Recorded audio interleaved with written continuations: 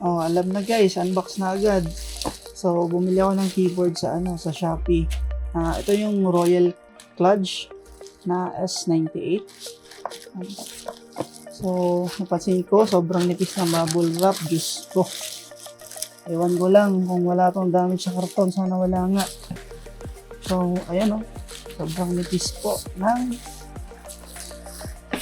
bubble wrap nila. Grabe, tinitip talaga. Sobrang, naku po. Actually, mabigat siya na keyboard Mga 2 kilos siguro to. Mabigat, promise. So, 96% keyboard to na mechanical. Unbox muna natin guys. Ayan na nga. Nipis na. Nipis na bubble wrap. Ayan na. Isang ikot lang. Sana walang damage. Nakikita ko agad yung karton.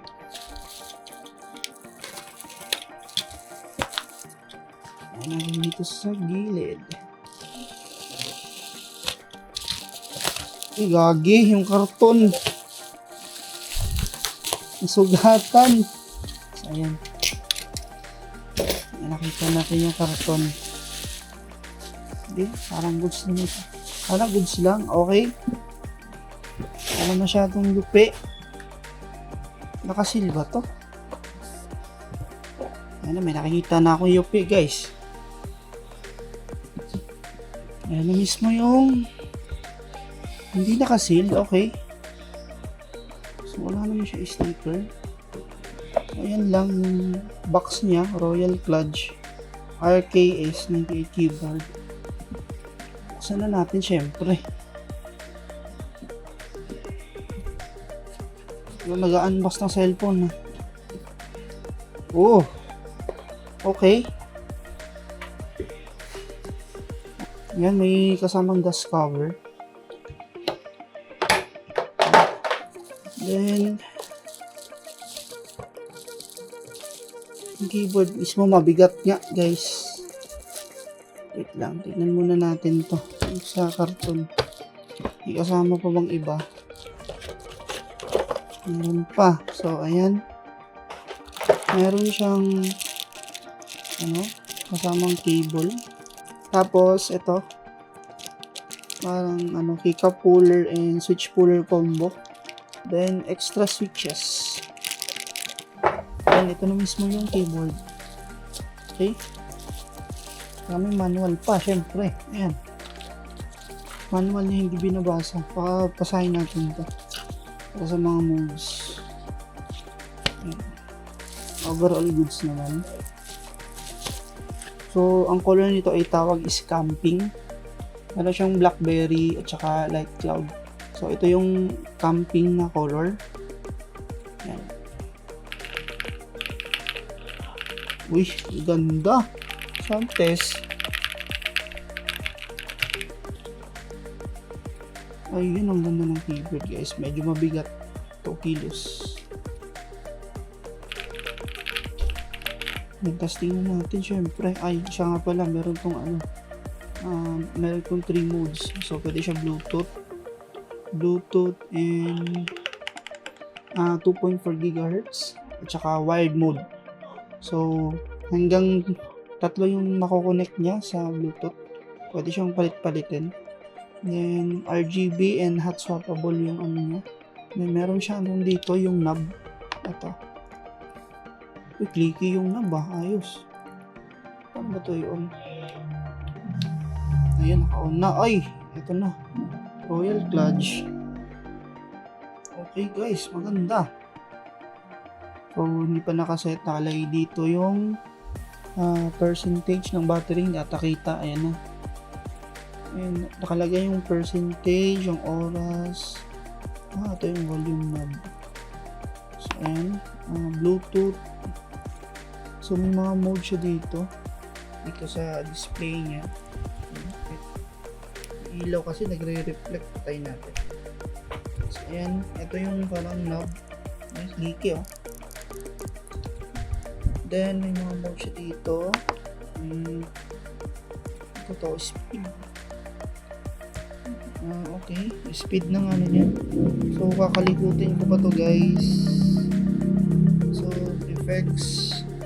Ang dami. Maganda to. Build quality niya. Sulit. So, parang linear lang to siya. Hindi siya ganun ka-tactile. Sobrang niche niya para sa keyboard guys, promise. Sulit pera niya nito. Wait lang, may papakita pa ako.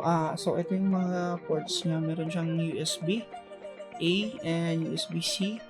Then on off. Tapos meron siya ditong ano tawag dito. Yung mode niya. So ayan. Then meron siyang dongle guys. Ito sa gilid. Ayan. So, magnetic yung dongle niya. Ito yung 2.4 GHz. Nasa gilid lang. So, ito siya magnet lang. Okay. Then, dito naman sa likod. Bigat niya, promise. Around 2 kilos talaga to. Information niya, model, at saka meron siyang adjustable na pa. So, dalawang level. Ayan. Okay na bahala. Ayan. And so by the way, ito mga pala yung old keyboard na ginagamit ko. So lang to, 87 keys. Ayan. Maliit lang siya. Makinite K600. Ayan, tayo. Tapos na to mga 3 years na ata to sa akin. Tapos ito, bumili ako ng bagong keyboard. Magkatulad lang medyo ng kulay magkakulay lang sila. At ayun nga, medyo nakalikot ko na yung keyboard. So dito sa knob mismo, marami kang pwedeng gawin. At saka meron pala siyang software. Ito.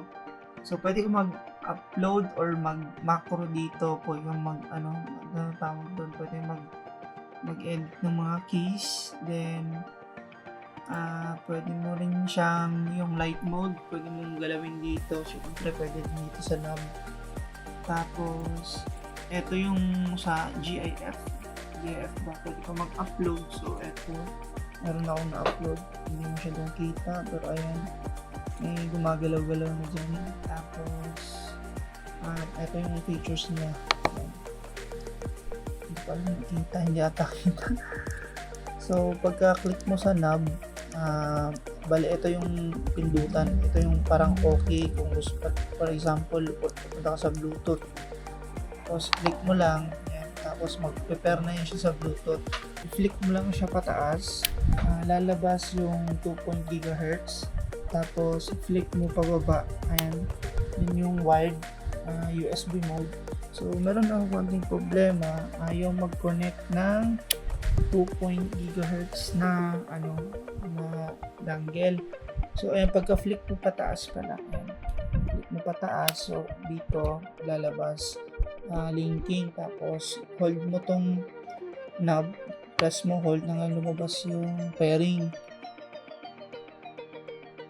Ayan, naka-pair na siya. Ang problema dito, ayan, nakasaksak, pair na siya. Ayan. Tapos sasaksak mo. Yung problema sa akin is ayaw niyang mag-connect. Ito lumalabas USB not recognized. Tapos ayaw niyang mag-connect via 2.4 GHz. Bakit? Ewan ko. Pero so far, tinest ko siya via Bluetooth. Hindi naman siya masyadong delay. Hindi naman pansin. Siguro mapapansin mo siya pag naglalaro ka ng FPS game. So sa case ko, hindi naman ako masyadong naglalaro ng FPS game. So eto, pwede naman ako mag-wired mode. Pero ito lang, yung 2.4 niya na dongle, hindi ko siya na-connect. Yung problema ko ngayon sa USB mode. By the way, ma-access mo lang yung parang niya, software via USB mode. Ito. So, pwede mo mag-customize dito, gaya ng sabi ko. Pwede mo mag-create ng profile, macros, pwede dito.